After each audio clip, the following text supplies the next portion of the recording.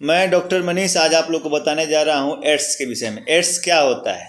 Ads का पूरा नाम है एक्वायर्ड इम्यूनोडिफिशियेंसी सिंड्रोम और दूसरे शब्दों में इसको ह्यूमन इम्यूनो वायरस कहते हैं। अब देखिए कि एड्स के बारे में जानना क्यों ज़रूरी है, तो हम कहते हैं कि एड्स के बारे में जानना पूरे संसार को ज़रूरी है। उसके लिए कोई उम्र की सीमा नहीं है, कोई बंधन नहीं है।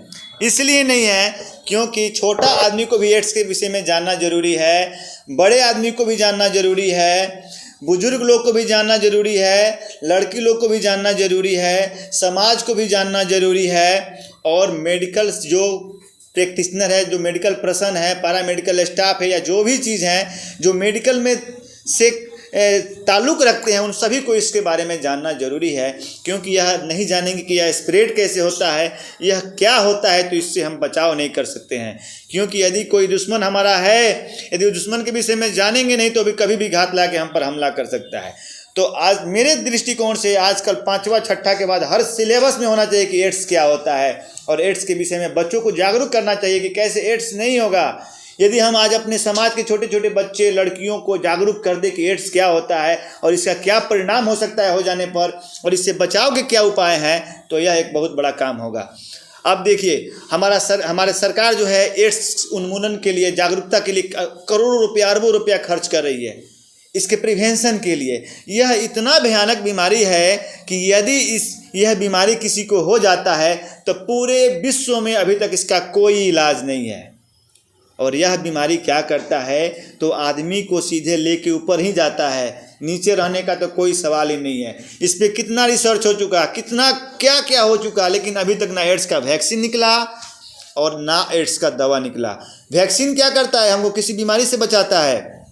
किसी भी चीज़ का हम वैक्सीन लेते हैं तो हम उसके एंटीबॉडी को अपने शरीर में प्रोड्यूस कराते हैं, एंटीजन को, कि हमारा शरीर का जो एंटीबॉडी है उससे लड़ने के लिए काबिल हो। हमारे शरीर में इम्यून सिस्टम है जो बीमारी से लड़ता है, रोगों से रक्षा करता है। यदि कोई भी बीमारी हमको होगा तो उससे बचाव और लड़ने का ताकत कौन देता है, हमको इम्यून सिस्टम प्रदान करता है। तो हमारा इम्यूनिटी मजबूत है तो सब चीज़ मजबूत है। इम्यूनिटी खत्म है तो हम कुछ नहीं कर सकते, हमको अनेक प्रकार की बीमारियों का सामना करना पड़ सकता है।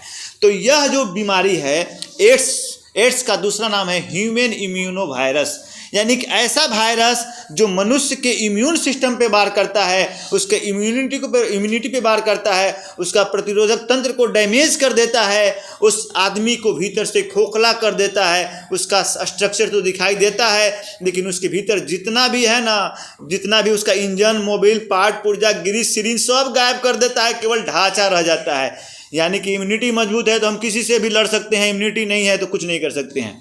अब ये जो वायरस है इम्यून सिस्टम पे वार किया, और यह क्या करता है कि हमारे ब्लड में CD4 जो सेल काउंट होता है, जो ल्यूकोसाइट TCD4 सेल काउंट जो होता है उसको डैमेज करते जाता है, इसको डिक्रीज करता है। जब तक हमारा CD4 काउंट शरीर में ज़्यादा है तब तक क्या होता है कि हम लोग बीमारी से लड़ने की क्षमता को बढ़ाता है, या लिम्फोसाइट में पाया जाता है CD4 काउंट, और इससे हम क्या कर सकते हैं, किसी भी बीमारी से फाइट कर सकते हैं। जो कोई भी बाहरी इन्फेक्शन हमारे शरीर में आता है तो सबसे पहले हम उससे फाइट करने के लिए CD4 काउंट ही निकालता है, हमारे शरीर से एंटीबॉडी निकलता है जो उस बीमारी से लड़ने के लिए एलिजिबल होता है, और हमारा बीमारी वहीं डिसअपीयर हो जाता है। अब हम लोग समझेंगे कि HIV जो होता है, एड्स होता है, यह कैसे एक दूसरे को हो जाता है, कैसे इसका बचाव करेंगे, यह जानना जरूरी है। आज के युवा समाज को जानना जरूरी है। HIV स्प्रेड करने का 3-4 कारण है, आप जान लीजिए, आप उससे बचाव कर लीजिए। 2-3 मिथ्या कारण भी है, उसको भी समझ लीजिए। सबसे पहले HIV का मोस्ट कॉमन कॉज क्या है, वह कैसे स्प्रेड मतलब बीमारी का आदान प्रदान कैसे होता है, तो सेक्सुअल कॉन्टेक्ट से होता है। यानी कि चाहे वो सेक्सुअल कॉन्टेक्ट हो, वेजाइनल सेक्सुअल कॉन्टेक्ट हो, या एनल सेक्सुअल कॉन्टेक्ट हो, या फिर ओरल सेक्सुअल कॉन्टेक्ट हो, तीनों में से कोई सेक्सुअल कॉन्टेक्ट है। यदि कोई जो मतलब पर्सन है, अगर उसको HIV है तो वह जितने लोग के साथ सेक्स करेगा, चेहरा पे नहीं लिखा हुआ है कि वो आदमी कैसा है, तो इस पे अगर समाज जागरूक हो जाएगा कि हमको क्या करना है क्या नहीं करेगा। किसी के चेहरा पे नहीं लिख सकता है, किसी का चेहरा, देह, नक्शा, स्टाइल देख के नहीं पता लग सकता है कि वह HIV पेशेंट है कि नहीं है। वह एक रिक्शा वाला को भी हो सकता है, एक करोड़पति को भी हो सकता है। तो HIV इन्फेक्शन जो स्प्रेड होता है वह क्या होता है, सबसे पहला मोस्ट कॉमन कॉज क्या है कि सेक्सुअल कांटेक्ट है। दूसरा क्या है कि हम लोग पैरामेडिकल से या फिर मेडिकल से रिलेटेड पर्सन हैं, हमको इस बात का ध्यान देना है कि यदि किसी इन्फेक्टेड पर्सन का ब्लड ट्रांसफ्यूज होता है किसी के अंदर और यदि वह पर्सन HIV से ग्रसित है तो उसको भी HIV होगा। इसलिए ब्लड ट्रांसफ्यूजन में ध्यान देना है कि जो भी ब्लड ट्रांसफ्यूजन करेंगे वह क्या करेंगे, उसके पहले उसका HIV टेस्ट होना चाहिए, कन्फर्म होना चाहिए। तो ब्लड बैंक का काम है। लेकिन कभी कभी क्या होता है, आजकल प्राइवेट हॉस्पिटल या नर्सिंग होम में कुछ ऐसे जगह हैं जहाँ पे ब्लड बैंक से नहीं लिया जाता है, चोरी छुपे लिया जाता है। उस कंडीशन में HIV का पेशेंट स्प्रेड हो जाता है बढ़िया लोगों में। तीसरा क्या है कि हम अपना जो काम कर रहे हैं, पेशेंट को इंजेक्टेबल कर रहे हैं, इंजेक्शन दे रहे हैं, इम्यूनाइजेशन कर रहे हैं, किसी भी विधि से यदि कोई भी HIV इन्फेक्टेड पेशेंट का नीडल यदि हमारे किसी भी पार्ट में प्रिक हो गया, अगर उस पर्सन को HIV है, उसको पहले से उस नीडल प्रिक हुआ है और उससे हमको प्रिक हो गया तो हमको HIV हो सकता है। तो 3 चीज़ हम लोग कॉमन चीज़ देखें। तीसरा क्या होता है कि यदि कोई औरत प्रेग्नेंट है और यदि उसके माँ को HIV है तो उसके बच्चा में भी HIV आ सकता है, प्लासेंटा बैरियर को क्रॉस करके आता है। यानी कि सेक्सुअल कांटेक्ट हो गया, ब्लड ट्रांसफ्यूजन हो गया, पेनिट्रेटिंग हो गया इन्फेक्टेड पर्सन से, या भी इन्फेक्टेड पर्सन से, किसी का नीडल पेनिट्रेट होने से नहीं होगा, इन्फेक्टेड से सेक्स करने से होगा। और दूसरा क्या है, माता से भी है तो अगर उसके बच्चा को दूध पिला रहे हैं तो मिल्क सेक्रेशन, यानी कि जहाँ जहाँ सेक्रेशन होगा, vaginal secretion, anal secretion, oral secretion और यहाँ तक कि मिल्क सेक्रेशन से भी HIV फैलता है। अब इसको लगाम है कि हम लोगों को जागरूक करेंगे कि आपको जो सेफ सेक्स का यूज़ करना है, मतलब कि ऐसे लोग के साथ सेक्स करना है जो HIV से ग्रसित नहीं हो, या फिर ऐसा करना है तो आप कॉन्डम का इस्तेमाल कीजिए, क्योंकि विदाउट कॉन्डम आप इस पर लगाम नहीं लगा सकते हैं। कॉन्डम से क्या होता है कि HIV जो है वह कॉन्डम को पेनिट्रेट करके नहीं आता है। तो इस पर हमें यदि आजकल युवा समाज को जागरूक करते हैं, यदि किसी कारण से वह मित हो चुका है तो कॉन्डम का इस्तेमाल करेगा तो उसको HIV स्प्रेड नहीं हो सकता है।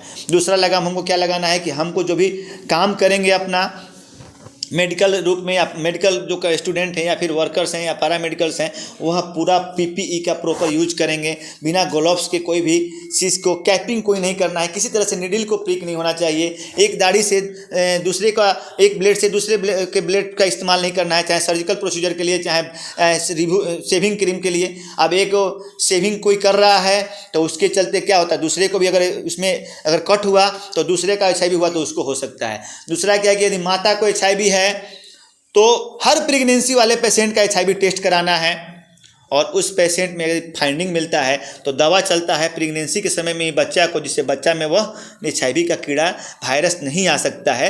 कुछ ऐसा मेडिसिन अभी हो चुका है, इसमें हम लोग लगाम लगा सकते हैं। ब्लड ट्रांसफ्यूजन करते समय क्या करेंगे, रिपीटेड जगह से हम लोग ब्लड को ट्रांसफ्यूज कराएंगे। ब्लड कहीं भी से लेंगे तो ब्लड बैंक से लेंगे, लोकल जगह से हम लोग क्या करेंगे, ब्लड को नहीं लेंगे। अभी तीसरा सबसे बड़ा एक कारण है, क्या है, नशा के चलते जो आजकल इंजेक्शन, नशा का लोग इंजेक्शन जगह जगह ले रहा है आजकल का युवा पीढ़ी, उससे भी HIV हो रहा है। अब उससे कैसे हो रहा है, तो जब नशा में भूत है तो उसको इंजेक्शन कभी कभी कम पड़ गया, एक इंजेक्शन है और 4 ठो नशा का सुई लेने वाला है तो क्या करेगा, एक दूसरे से एक इंजेक्शन से सब पेनिट्रेट करेगा, यानी कि एक नीडल का 50 आदमी, 10 आदमी, 5 आदमी यूज किया। यदि किसी का अगर इसमें HIV पॉजिटिव है तो उसका क्या होगा, स्प्रेड हो जाएगा सब चीज़ में, सब किसी के ऑर्गन में स्प्रेड, सब किसी के बॉडी में स्प्रेड हो जाएगा। तो अब देखिए, जब एक बार HIV का वायरस शरीर में आ गया तो आप उसको नहीं डिजॉल्व कर सकते हैं। आजकल इसका कोई ट्रीटमेंट नहीं है, लेकिन यदि आपको HIV डिटेक्ट हो जाता है, HIV का टेस्ट में आपको HIV पॉजिटिव आता है तो आप अपना इम्यून सिस्टम को मजबूत रख के, यह क्या करता है, इम्यून सिस्टम पे वार करता है, और अपना इम्यूनिटी को मजबूत रख के आप क्या कर सकते हैं, इस पर विजय प्राप्त कर सकते हैं, 5-10 साल जिंदा रह सकते हैं अच्छी तरह से। तो इम्यूनिटी को मजबूत करने के लिए अच्छा खाना खाएंगे, एक्सरसाइज करेंगे, ठीक है ना, अच्छा खाना खाएंगे, एक्सरसाइज करेंगे, और एंटीवायरल कुछ दवा आजकल सरकार के द्वारा फ्री में मिलता है, उस दवा को लेंगे, और सरकार के द्वारा खाने के लिए भी पैसा दिया जा रहा है आजकल। तो इस सब के लिए अवेयरनेस फैलाना है। दूसरा क्या है कि एड्स के मरीज को हे दृष्टि से नहीं देखना है, क्योंकि वो उसको बीमारी किसी भी कारण से मतलब हुआ है। लेकिन एट द मेडिकल प्रोफेशन हम लोग क्या है, मेरे लिए सब पेशेंट क्या है, एक सामान्य है। अब किसी को HIV होने का मतलब नहीं उसका कैरेक्टर खराब है, तो हम लोग उस पर जज करेंगे और उसको समाज में बराबर का अधिकार देंगे, उसको रखने का अधिकार देंगे, उसको साथ सुन। अब देखिए एक और चीज़ का र्यूमर है कि साथ केवल सेक्स से HIV स्प्रेड होता है, साथ रहने से, साथ बात करने से, एक दूसरे की गला मिलने से, एक दूसरे का साबुन यूज करने से, एक दूसरे का बाथरूम यूज करने से, एक दूसरे का कपड़ा यूज करने से HIV नहीं होता है। स्टॉप। अब अंतिम में मैं यही कहना चाहता हूं कि मैं जो अभी HIV के विषय में आपको बता रहा था, इसके लिए आप लोगों में अवेयरनेस फैला रहा था कि मेरा संस्था जो है आरोग्य चैरिटेबल ट्रस्ट, मैं डॉक्टर कुमार मनीष, मेरा यह प्रयास है कि जितने लोग इससे लाभान्वित हो सके और जितने लोग अधिक से अधिक लोग इसका फ़ायदा उठा सके कि HIV से बचाव कैसे करेंगे, प्रिकॉशन क्या है, इससे संबंधित सारी बातों को ध्यान में रख के आप इस बीमारी से बचाव कर सकते हैं। जय हिंद, जय भारत।